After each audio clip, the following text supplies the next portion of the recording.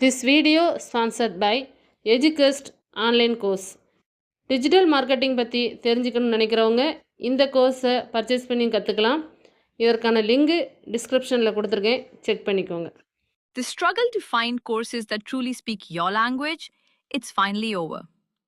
Welcome to EduQuest, where learning is made just for you. At EduQuest, we bring you a wide range of online courses, from career-building programs to skill-boosting masterclasses, all in your regional language. Because we believe language should never be a barrier to success. Our courses are tailor-made after understanding what today's learners really need. So why wait? Start learning the smarter, simpler way only with EduQuest. Visit eduquest.courses and explore your next course today. And hey, don't miss out on our exciting offers and promotions.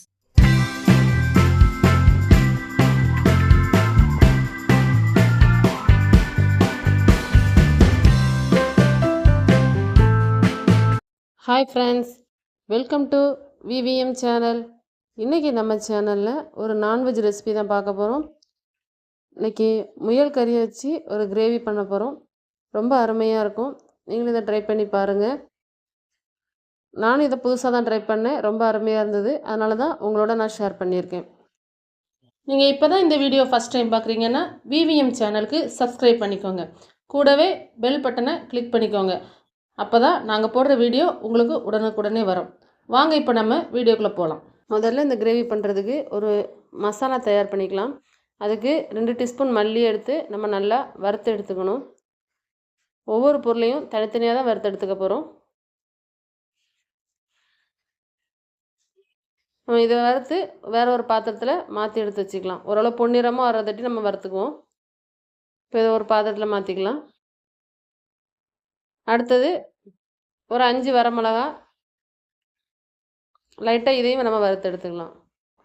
உங்களுக்கு காரம் கூட தேவைன்னா கூட கொஞ்சம் கூட சேர்த்துக்கலாம். இப்போ இதில் 1 டீஸ்பூன் சோம்பு, 1 டீஸ்பூன் சீரகம் சேர்த்து இதையும் கொஞ்சம் நம்ம வறுத்து எடுத்துக்கிடுவோம். எல்லாமே லைட்டாக வறுத்து எடுத்துக்கலாம். ரொம்பவும் கலர் மாறக்கூடாது. இதில் ஒரு 3 கிராம்பு, 2 துண்டு பட்டை, 1 டீஸ்பூன் கசகசா சேர்த்து இதையும் நம்ம லைட்டாக வறுத்து எடுத்துக்கிடுவோம். கடைசியாக 1 டீஸ்பூன் மிளகு. அவ்வளோதாங்க. இப்போ நம்ம இதை வந்து லைட்டாக அப்படி நம்ம ஆற வச்சு அரைச்சி எடுத்துக்கணும். பொடியாக தான் அரைச்சி எடுத்துக்கணும், தண்ணி விட்டு அரைக்கக்கூடாது. இப்போ அதே கடாயில் திரும்ப நம்ம நல்லெண்ணெய் சேர்த்துக்கலாம். இதில் லைட்டாக தாளிப்புக்கு சின்ன துண்டு பட்டை, 1 டீஸ்பூன் சோம்பு சேர்த்து லைட்டாக சோம்பு பொரிஞ்சதும் நம்ம இதில் வெங்காயம் சேர்த்துக்க போகிறோம். நான் சின்ன வெங்காயம் எடுத்திருக்கேன், 1 கப்பு சின்ன வெங்காயம் நல்லா பொடிசாக கட் பண்ணி சேர்த்துக்கலாம். கூட 2 பச்சை மிளகா சேர்த்து பச்சை மிளகா நல்லா வதங்கி வர்ற வரைக்கும், வெங்காயத்தோட கலர் மாறி வர்ற வரைக்கும் நம்ம இதை வேக வச்சுக்கலாம்.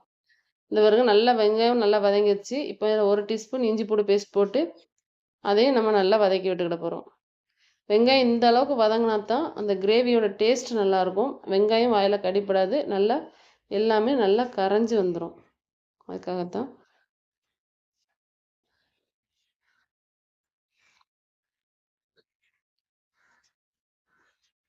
இப்போ நம்ம இதில் ஒரு தக்காளி பழத்தை நல்லா கட் பண்ணி சேர்த்துக்கலாம். சும்மா ரஃப்பாகவே கட் பண்ணிக்கலாம். ஏன்னா நல்லா வதங்கிரும். அதனால நம்ம வந்து ரொம்ப இதாக பண்ணணும்னு அவசியம் இல்லை. லைட்டாக ரஃப்பாக கட் பண்ணி அதையும் சேர்த்து மூடி போட்டு மூடி நல்லா அதை வேக வச்சு நல்லா மசிய வதக்கணும்.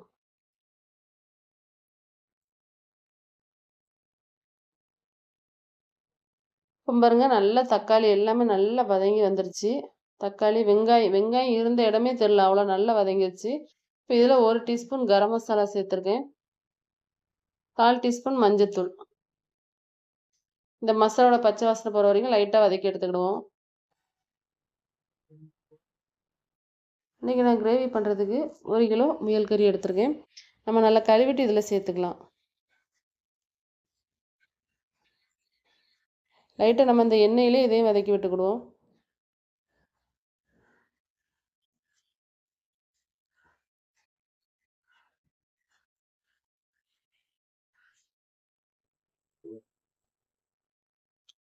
இப்போ கறிக்கு தேவையான உப்பு இதில் சேர்த்துக்கலாம்.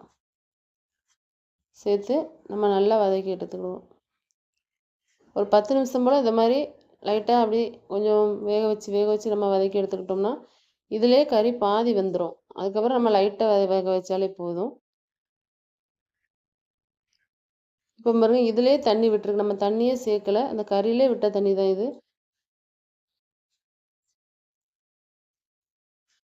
இந்த ஸ்டேஜில் நம்ம அதை பொடி பண்ணி வச்சுருக்க மசாலாவை சேர்த்துக்கலாம். வறுத்து அரைச்ச மசாலா அதை சேர்த்து இது எல்லாமே நல்லா வெந்து வரணும். நம்ம இப்போதைக்கு நம்ம கறியை வேக வைக்கல, ஒன்லி வதக்கி தான் எடுத்திருக்கோம்.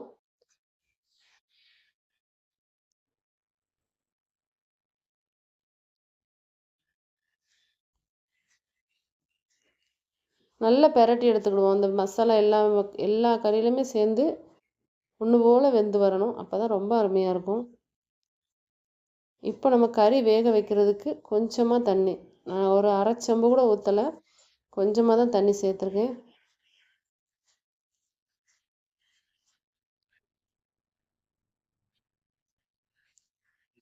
இப்போ நம்ம உப்பு எப்படி இருக்குன்னு செக் பண்ணிக்கலாம். ஏற்கனவே கறி வேக வைக்கிறதுக்கு உப்பு போட்டோம். உப்பு கரெக்டாக இருக்குது, போதும். இப்போ நம்ம மூடி போட்டு இதை வேக வச்சுக்கலாம்.